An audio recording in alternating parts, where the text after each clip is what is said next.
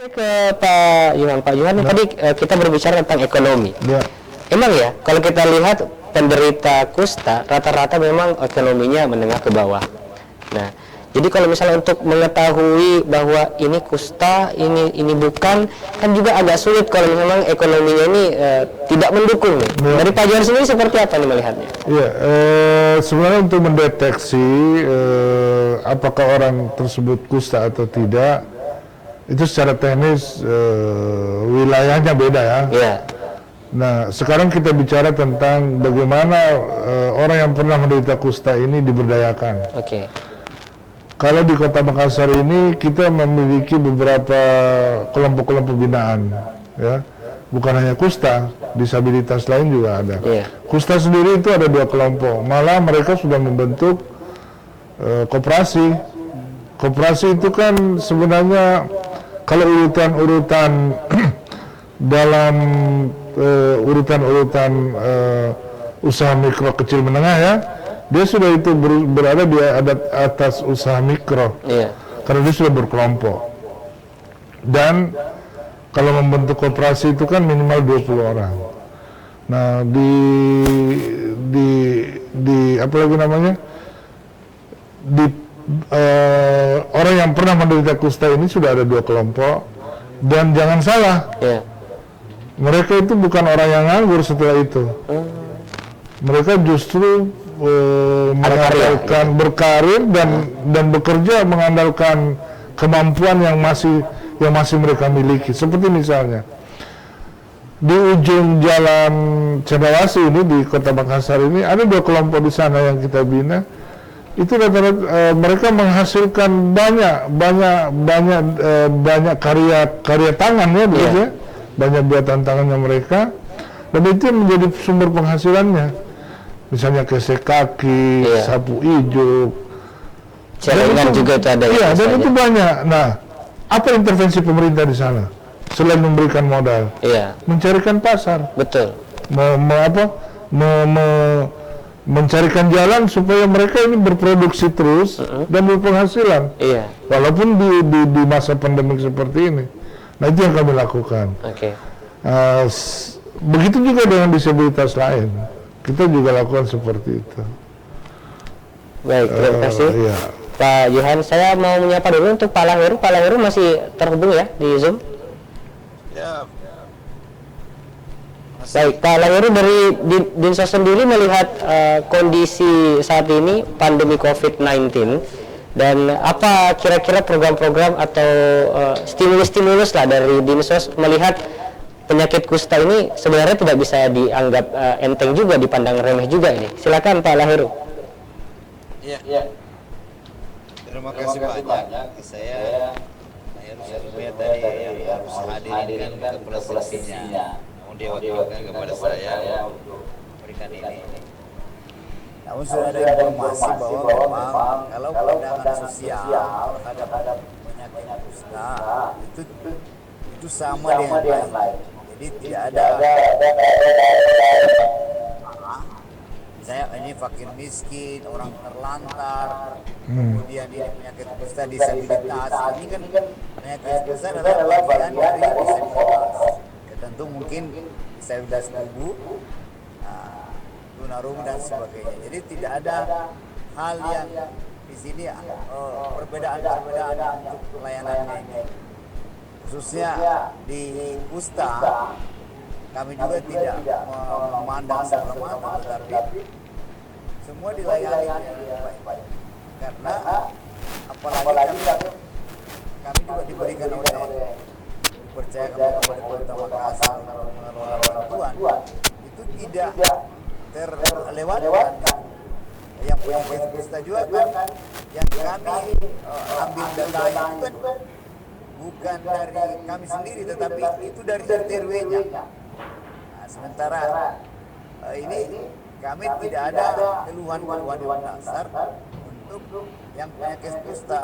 Apakah mereka karena misalnya dia butuhkan kartu KIS, nah, kami respon di sini, kita impun datanya dan kami ajukan di KPS. Ketika juga penyakit kusta ini kemarin dari Dampo Ini dari pemerintah Kota Makassar memberikan rekomendasi kepada masyarakat yang ada di Dangko untuk mendapatkan jaminan hidup dari Dinas Sosial Provinsi. Iya. Maka kami tidak sedikit. Kemarin ada Dangko saja 400 kepala keluarga itu ada jaminan hidup dari Dinas Sosial Provinsi. Nah, begitu juga yang dapat bantuan saya yang kami bantuan untuk pandemi ini, Wali Kota memberikan layanan bantuan bansos kepada masyarakat Kota Makassar yang jumlahnya diharapkan 100.000, tapi yang kita respon pertama ini 2.488 tidak berpihak pada semua. Jadi termasuk masyarakat yang itu juga kami respon sepanjang RT-nya mengusulkan kepada Dinas Sosial Kota Makassar, itu langsung kami tampilkan dalam bentuk bantuan sosial. Baik pun pelayanan-pelayanan lain yang ada, kami juga mendapatkan program dari Kementerian, misalnya untuk difabel ini, termasuk penyakit kusta. Kalau ada datanya masuk di BTKS, kita juga anjurannya dari Kementerian bahwa semua yang mendapat bantuan itu harus terdaftar di BTKS. Nah, ini juga menjadi kadang masyarakat tidak masalah. Tetapi kami juga cukup mempersyaratkan ada yang penting ada keterangan dari TRW bahwa dia memang masyarakat yang memang tinggal di Makassar. Nah, itu juga bisa kami responkan bantuan bansos. Inilah yang mungkin kami lakukan. Jadi untuk pandangan sosial dalam penanganan penyakit kusta itu tidak ada beda dengan masalah-masalah lain yang ada di Kota Makassar. Itu semua kami respon secara profesional dan kami lakukan dengan baik. Saya kira itu. Terima kasih banyak. Baik, terima kasih dari Dinsos. Saya kembali ke Dr. Ribi. Dr. Ribi masih terhubung ya di Zoom? Dr. Ribi? Masih terhubung, Pak. Oke, baik Dr. Ribi, ini kalau kita berbicara soal penyakit kusta, mungkin pengetahuan masyarakat terkait dengan penyakit kusta ini sedikit banyaknya nih kurang paham ya. Asal ada orang terkena atau penderita penyakit kusta, banyak masyarakat yang menghindar. Padahal tadi saya sempat berbicara dengan Pak Dodi, sebenarnya itu tidak harus kita hindari. Nah, kalau dari Dr. Ribi sendiri melihat penderita kusta yang memang kebanyakan orang ini takut untuk bersentuhan mungkin ya, berkomunikasi bersama. Nih kalau dari Dr. Ribi sendiri melihatnya seperti apa? Ya, baik Pak. Sebenarnya permasalahan ini terkait dengan stigma yang ada di masyarakat, stigma yang ada di masyarakat India, stigma yang ada di keluarga, serta dari stigma ini.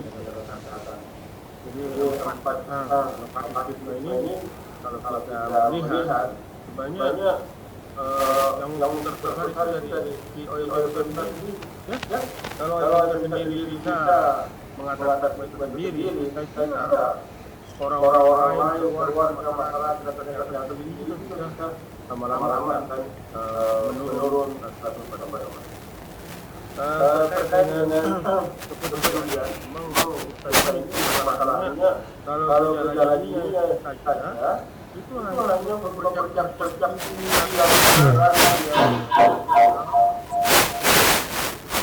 ya. Namun setelah kita periksa oleh tenaga medis atau tenaga yang profesional, maka didapatkan gejala yang masih ada. Ini yang menjadi permasalahan dengan masyarakat. Siapa sih yang bisa melihat ada percak yang atau yang ada keluhan, sehingga mereka bisa ke sarana kesehatan, anjing letak masalah, nanti kalau dari kaki, bercak-bercak merah, nyeri, baru mereka bisa puskesmas ataupun sudah cacat baru. Jadi ini memang kita lakukan satu bantuan bersama dengan semua investor, dengan masyarakat, ya, orang-orang yang kita katakan kita, ya, orang-orang yang punya gejala ini betul kita temukan cara ini, ya. Jangan sampai terlambat, temukan sakit pada muka-muka ya sama bapak yang masyarakat untuk kita lagi. Begitu pula dari yang pemain ya. Jadi kita bicara ini secara awal ya, sehingga kedekatan ini kita hindari. Sebenarnya kalau kita melihat saudara ini seperti berdua kan, dan seperti yang luar ya. Tidak perlu kita takut dibanding dengan ini. Gimana kalau ada pasien bisa mengeluarkan tertentu sampai 12 orang per tahun. Tapi kita ini memerlukan waktu yang lama, masa inkubasinya masuk yang menonton kadang-kadang malah di beberapa daerah itu 7 tahun. Nah, ini yang menjadi permasalahan kita. Jadi sudah ada gejala, tapi tidak ada darah. Ada gejala, ya tidak gampang. Coba ya itu orang-orang yang tidak gejala awal. Namun kita harus berhati-hati ya, karena kita tahu sebelumnya angka yang sudah menurun akibat banyaknya manfaat ini dengan teman-teman mata yang sangat-sangat berperan ya untuk melakukan kita yang atau orang-orang yang tidak dalam kita yang masyarakat. Mungkin saya tambahkan kita di data yang ada selama COVID ini memang terjadi peningkatan kasus. Kalau kita melihat tahun 2016 kita sudah 419, namun di 2020 turun sampai 2024 banyak ya. Dan ini kira baru di Pangkal ini dan juga karena COVID ini. Bukannya kita katakan COVID yang berbeda dengan kusta, sebaliknya tapi juga nabi baru, ya, dan juga beberapa kesehatan, sehingga ada dari kita ini dan tadi untuk membuat kebaran ini ya, sehingga vaksinasi dikejar targetnya. Nah, mungkin itu Pak dari saya. Penurunan kasus penemuan juga memang sangat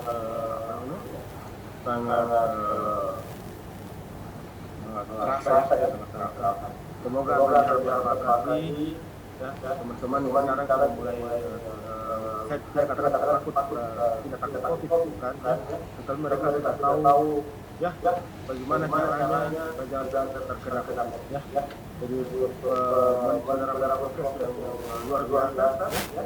Sehingga kita sudah mulai aktif. Semoga tujuan kita sudah lagi mencapai atau menemukan mencapai yang jangan sampai terlambat. Saya kira itu secara informasi. Baik, terima kasih Dr. Rudy. Saya kembali ke Pak Al-Qadri dari Permata. Pak Al-Qadri tadi juga sempat menyatakan bahwa pernah juga ya merasakan yang namanya ini begini ternyata kalau kusta. Ada beberapa tahap-tahapannya. Mungkin penanganan awal menjadi hal yang sangat penting juga diketahui oleh celebrity people dan juga masyarakat di luar sana. Dari pengalaman Pak Al-Qadri sendiri seperti apa ini? Mungkin bisa berbagi sharing gitu Pak Al-Qadri? Ya,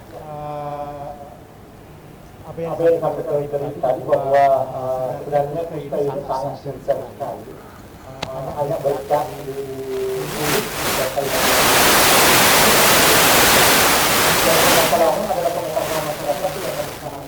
Iya. Saya terkadang pada namanya juga menyoroti bahwa eliminasi itu ada kasus. Akan tetapi eliminasi sesungguhnya itu sampai di mana pengetahuan masyarakat tentang penyakit kusta. Kalau semua masyarakat tahu tentang penyakit ini, semua masyarakat sudah sadar dengan penyakit ini, tidak ada lagi orang yang mengalami kerusakan kusta seperti saya karena penyakit ini. Karena penyakit ini bisa disembuhkan dan sangat mudah untuk menyembuhkannya. Kenapa mudah? Karena obatnya sudah sedia dan semakin cepat ditemukan, semakin cepat tanpa harus mengalami kerusakan. Ini yang sebenarnya yang tentu menjadi harapan terbesar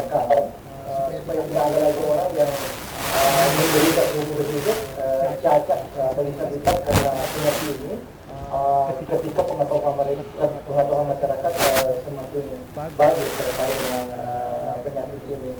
Nah, sesungguhnya saya katakan lagi bahwa COVID itu memang penyakit yang sangat menakutkan, mematikan.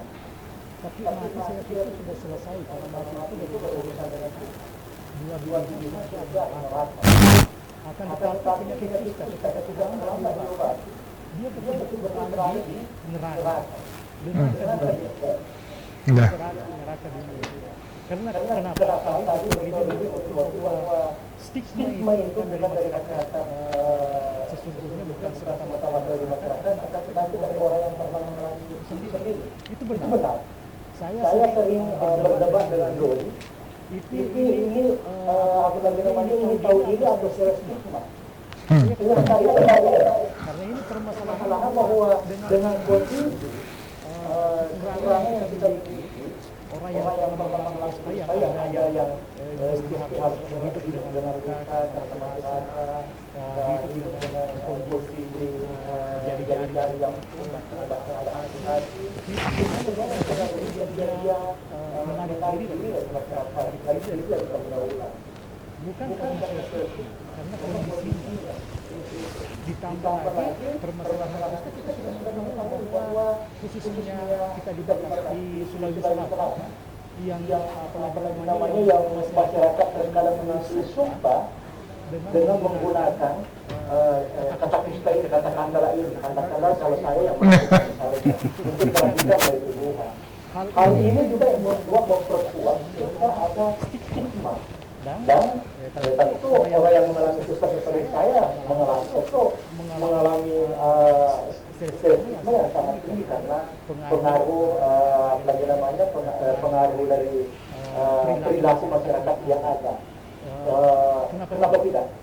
Orang yang apalagi namanya yang bisa mengambil sumpah dengan penyakit ini, tentu kalau kita mau berpikir ini penyakit betul-betul perlu untuk ditakuti. Akan tetapi sudah seperti itu. Dengan diputuskan sekarang betul-betul sudah bisa disembuhkan. Dari orang-orang yang bergabung di Permata boleh nanti sudah diskusi seberapa banyak orang yang bisa terbebas dari masalah kusta ini tanpa harus mengalami kerusakan bebas seperti saya. Ini yang permasalahan juga yang perlu coba apalagi namanya yang kami harapkan juga bisa kita hapus bersama, di mana perilaku masyarakat terkadang bersumpah menggunakan kata kusta ini supaya dia bisa terbebas dari tuduhan. Kemudian dia melakukan kejahatan ini meyakinkan orang lain bahwa bukan dia melakukan sehingga dia bersumpah memakai kata kandala atau kusta. Ini semua yang mempengaruhi sehingga banyak orang yang terkena penyakit kusta sehingga dia menyembunyikan diri apa dan sebagainya. Dan ini sangat berbahaya. Ketika dia kena kusta dia menyembunyikan diri tidak mau berobat, dia kan bisa menularkan ke orang lain, dia bisa menularkan ke keluarganya itu sendiri. Jadi saya pikir peranan semuanya untuk pemahaman masyarakat tentang penyakit kusta ini dibutuhkan, khususnya media sangat dibutuhkan peranannya untuk memberi informasi yang benar tentang penyakit kusta.